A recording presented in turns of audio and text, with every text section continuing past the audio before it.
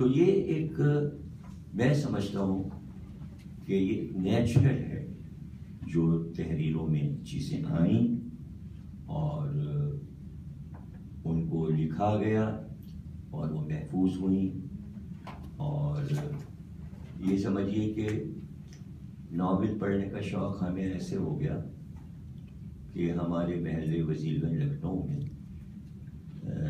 ہر 10 قدم کے بعد ایک ادیب رہتا تھا، اور وہ کوئی چھوٹے موٹے ادیب نہیں، بڑے بڑے جو کہ اردو زبان کے پلر ہیں، وہ ہمارے گھر کے آس پاس رہتے تھے.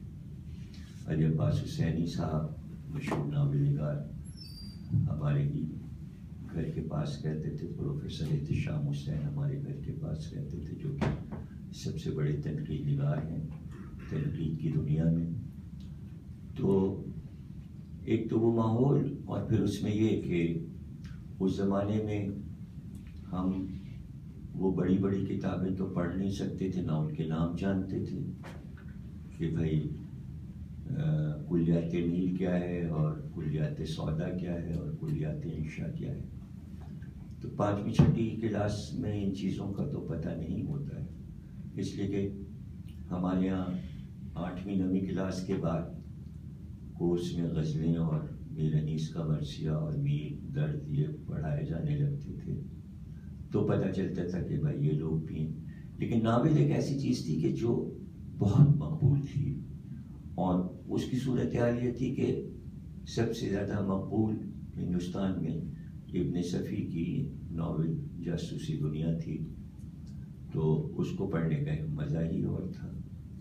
اور پھر اس کے ساتھ ہی الہ آباد سے وہ نکلتی تھی، پھر بعد میں وہ پاکستان چلے آئے ابن صفی صاحب، لیکن کتاب مسلسل ان کی یہاں سے جاتی رہی. اور کوئی تقریباً 1000-1500 کتابیں انہوں نے جاسوسی دنیا اور عمران سیریز کی ملا کر لکھیں، اور لاجواب لکھیں اور بہت عمدہ لکھیں.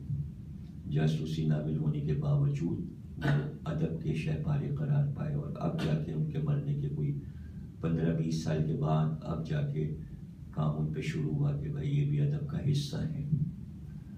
اس سے پہلے تیرتھ رام فیروز پوری جاسوسی کتابیں لکھا کرتے تھے، اور کچھ کتابیں خان محبوب ترزی نے بھی جاسوسی لکھی. اچھا یہ آپ کو بتا دیں، اور آپ کو بہرحال ہم سے زیادہ علم ہوگا، کہ یہ جتنے بھی اردو کے مشہور ناول نگار ہیں یہ سب لکھنؤ میں اکٹھا ہو گئے تھے، اور سب کی کتابیں وہیں سے چھپتی تھیں.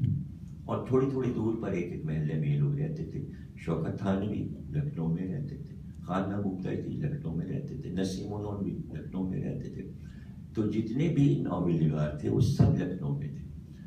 کچھ ایسے تھے کہ جو لکھنؤ کو چھوڑ کر بمبئی کا رخ کر رہے تھے، اور وہ ان کا ایک آسرا تھا روٹی کھانے کا کہ بھئی یہ جو ہے 1.5 روپے کا 1 روپے کا 12 آنے کا ناول بکتا ہے تو کتنے پیسے ملتے ہیں. تو پھر ان کو کچھ آسرا اپنے سے پہلے والوں سے ہو گیا تھا کہ اگر یہ ناول فلما دی گئی تو بہت پیسے ملیں گے.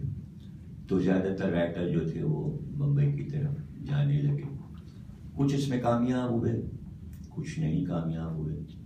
پھر وہ فلمی رائٹر بن گئے، اور ناولیں لکھنے کے بجائے انہوں نے فلموں کے لیے کہانیاں لکھیں، اور وہ کامیاب ہوئے. وجاہت مرزا چنگیزی، آغا جانی کشمیری. آغا جانی کشمیری یہ سمجھ لیجیے کہ اتنے بڑے رائٹر تھے کہ اس وقت کینیڈا نے ان کے نام پہ اکیڈمی بنائی ہے. بہت بڑی اکیڈمی ان کے نام کی بنائی ہوئی ہے، نیٹ پر تفصیل پڑی ہوئی ہے کمپیوٹر پہ. اسی طرح وجاہت مرزا چنگیزی، ان کے اوپر بھی بہت کام امریکہ میں ہو رہا ہے انگریزی میں، اس لیے کہ انہوں نے ہندوستان کی مایا ناز جو سب سے ٹاپ کلاس فلمیں تھیں وہ سب وجاہت مرزا چنگیزی کی لکھی ہوئی تھی. اور وہ فارسی آمیز اردو جو کہ اس زمانے میں رائج تھی، اب تو وہ اردو نہیں رہی ہے، اب تو اس میں کئی زبانیں شامل ہو گئی ہیں، لیکن انہوں نے اردو کو محفوظ رکھا اپنی لغوی حیثیت میں ان حضرات نے. اسی طرح شعراء نے بھی. تو کچھ ناول نگار دہلی میں تھے، کچھ ممبئی میں تھے. تو اس کا میں اپنے مقالے کا آخری صفحہ آپ کو سنائے دیتا ہوں.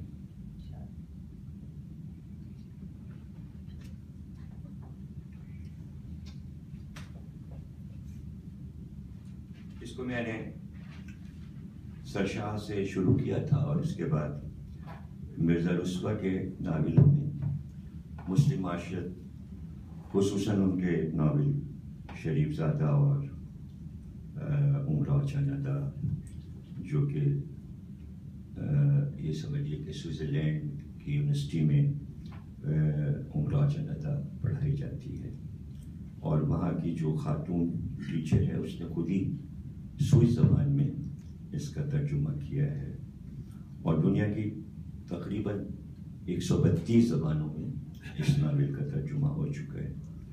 اس کے بعد ڈاکٹر محمد احسن فاروقی کی ناول نگاری ہے، اور انہوں نے شام اودھ کے نام سے سب سے مشہور ناول، جس میں انہوں نے وہ تہذیب کے جو زوال آمادہ تھی اور مٹ رہی تھی اس کی عکاسی کی انہوں نے، جس کے سمجھ لیجئے کہ فرش اٹھا دیا گیا تھا اور صرف اس کا کوڑا کرکٹ بچا تھا. وہ تہذیب ان کے زمانے کی تھی، تو اس کو انہوں نے پھر اس کے بعد قرۃ العین حیدر کا دور آیا. انہوں نے میرے بھی صنم خانے، سفینہ غم دل، سیتا ہرن، چائے کا باغ، فصل بلائی یا جدائی، ہاؤسنگ سوسائٹی، یہ اس زمانے میں جب وہ پاکستان میں تھیں، اگلے جنم ہوئے، بٹیا نہ کیجیو، آخر شب کے ہم سفر، کارے جہاں دراز ہے، گردش رنگ چمن، اور آخری ناول ان کا چاندنی بیگم تھا. جب میں نے ان سے ملاقات دہلی میں کی، ملنے گیا تو وہ اس وقت چاندنی بیگم لکھ رہی تھیں، اور وہ اس وقت وہ سب بھول چکی تھیں، پارٹیشن اور 47 اور پاکستان سے ان کا نکالا جانا، وہ دوسرے ہی موضوع پہ تھی. ان کے دماغ میں فلسطین اور یہ افغانستان میں کیا ہو رہا ہے اور فلسطین میں کیا ہو رہا ہے. جتنی دیر بات ہوئی ان کی کسی موضوع پہ وہ بولتی نہیں گئی، سب کیا ہو رہا ہے مسلمانوں کے ساتھ، افغانستان میں کیا ہو رہا ہے، یمن میں کیا ہو رہا ہے، اس پہ باتیں کرتی رہیں. اور ویسے بھی انہوں نے افغانستان پر بھی ناول لکھا، ان مسائل پر بھی، اور انقلاب ایران کے بعد بھی انہوں نے ایک ناول لکھا جس کا نام تھا قید خانے میں تلا تمہیں.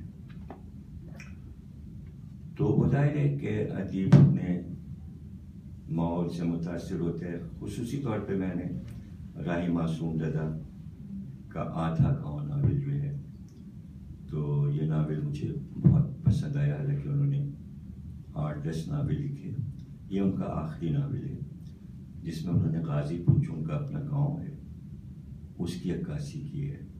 اور ویسے ان کا ایک ناول نیم کا درخت، یہ فلمایا بھی گیا، ٹی وی پہ قسطوں میں آیا، ڈراموں میں. اور اس کے بعد میں نے انتظار حسین کے ناولوں کا ذکر کیا ہے، اور یہ بلند شہر میں پیدا ہوئے تھے اور علی گڑھ اور میرٹھ سے ان کا تعلق رہا. انہوں نے بھی مسلم کلچر پہ بہت کچھ اپنے ناولوں میں لکھا، اور شاندار لکھا، بہت اچھا لکھا.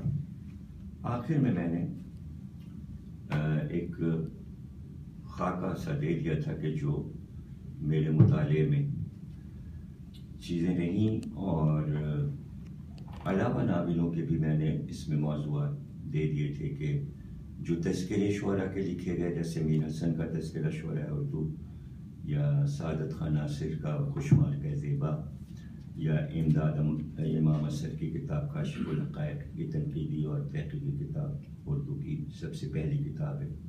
اس کے بعد ہی مقدمہ شعر و شاعری حالی نے لکھا، اور سر رضا علی کی خود نوشت اعمال نامہ، ان سب میں بھی ایک عکاسی آپ کو مسلم ثقافت کی ملے گی.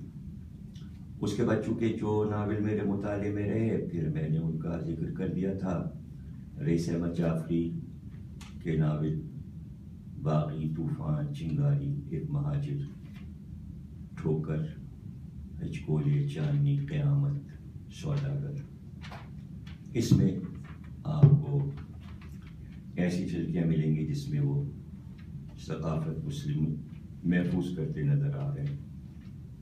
ضیاء عظیم آبادی بھی ہمارے پڑوسی تھے ہمارے بچپن میں لکھنؤ میں، اور گولہ گنج میں رہتے تھے، ہمارے محل وزیر گنج سے بالکل قریب، اور اسی زمانے میں مجاز کی موت کا واقعہ ہوا تھا، تو ظاہر ہے کہ مجاز کی موت ایک عجیب سانحہ تھا، تو لوگوں نے بہت اس پہ لکھا، تو انہوں نے اسی زمانے میں جو ناول لکھا گلابی رات، تو اس ناول سے پتہ چلا کہ مجاز پہ کیا گزری تھی، ان کی موت کیسے ہوئی، کیوں ہوئی، کیا وجوہات تھی۔ تو پورا ناول مجاز کی موت کے پس منظر میں ضیاء عظیم آبادی نے۔ خان محبوب طرزی، انہوں نے لکھنؤ کی تہذیب کی عکاسی، ان کا ناول ہے پیغام اجل، اس میں ہے تو جاسوسی لیکن یہ لکھنؤ کی تہذیب کے پس منظر میں پورا ناول لکھا گیا۔ دہلی میں میں نے ملاقات کی تھی مشہور ناول نگار خاتون صالحہ عابد حسین، مجھے ان کے ناول بہت پسند آئے تھے۔ پھر جب میں پاکستان سے گیا دہلی تو جہاں میں ٹھہرا تھا جامعہ ملیہ، وہیں قریب میں پتہ چلا اس کا مکان ہے، تو میں ملنے گیا، تو سارے ناول ان کے میں نے پڑھ رکھے تھے، تو میں نے ان کے ناول بتائے تو بہت خوش ہوئی، کہنے لگی کہ یہاں تو لوگ پوچھتے ہیں کہ آپ نے کوئی کتاب لکھی ہے اور آپ کو ہماری کتابوں کے اتنے بہت سارے نام یاد ہیں، تو بہت خوش ہوئی۔ ان کا پہلا ناول میں نے گوہر، قطرے سے گوہر ہونے تک پڑھا تھا میں نے، اس کے بعد انہوں نے آخری ناول سہاگر لکھا، اور یہ دہلی کی تہذیبی سرگرمیاں جو ہیں وہ اس ناول میں، یعنی مغل پیریڈ کا آخر دور اور پاکستان بننے سے پہلے کا دور۔ عارف مادر بھی ہمارے زمانے میں نوجوان بہت ہی اچھے ناول نگار تھے، علی گڑھ کے پڑھے ہوئے تھے، ان کے ناول تاریکیاں، یادوں کے سائے، پنکھڑیاں، اڑان، آبشار، ریشم کے تار، اور ظاہر ہے یہ سارے، اس میں زیادہ تر ہندو مسلم اتحاد پر زور تھا، چونکہ وہ جوان تھے، ان کے ساتھ ہندو بھی پڑھتے تھے یونیورسٹی میں۔ تو مجاہد لکھنوی نے جو بعد میں پاکستان چلے آئے، تین چاند، سہانے خواب، بڑے مقبول ہوئے ان کے ناول۔ نسیم المن بھی چونکہ بہت مشہور لکھنؤ کے ناول نگار تھے، اور خواتین میں ان کی ناولیں بہت مقبول تھیں، جیسے ریاض خاتون کی ناولیں چشمہ اور افشاں اور کہکشاں، اسی طرح انہوں نے بھی کہکشاں کے نام سے ایک ناول لکھا تھا، شبنم، نجم السحر، شبانہ شگفتہ، سراب زندگی۔ رضیہ سجاد ظہیر تھیں تو بنیادی طور پہ افسانہ نگار، لیکن انہوں نے بھی ایک ناول لکھا، اور ایک ہی لکھا، اور وہ کانٹے کے نام سے انہوں نے لکھا، اور خوب لکھا اور بہت اچھا لکھا، بڑے سلیقے سے لکھا۔ علی سردار جعفری شاعر تھے بنیادی طور پہ، لیکن ان کی ایک کتاب لکھنؤ کی 5 راتیں، جس میں تہذیبی سرگرمیاں انہوں نے ہندوستان کی مسلم ثقافتوں کو محفوظ کیا۔ شوکت تھانوی ناول نگار تھے اور مزاحیہ ناولیں لکھتے تھے، لیکن ان کی کتاب شیش محل یہ بڑی لاجواب ہے۔ ان کے دور کی جو مشہور شخصیات تھیں اور جو ادب و تہذیب کے نمائندے تھے، ان کے خاکے لکھے تھے انہوں نے۔ بہرحال اس طرح یہ مقالہ ختم ہوا، اور پہلے چھوٹا سا تھا، یہ بڑا مقالہ ہو گیا، اور پھر اس کے بعد اب یہ کتابی شکل میں ہونے والا ہے۔ اور آپ لوگوں کا شکریہ کہ آپ لوگوں نے اتنی دیر ہمیں سماعت فرمایا، زحمت کی مار۔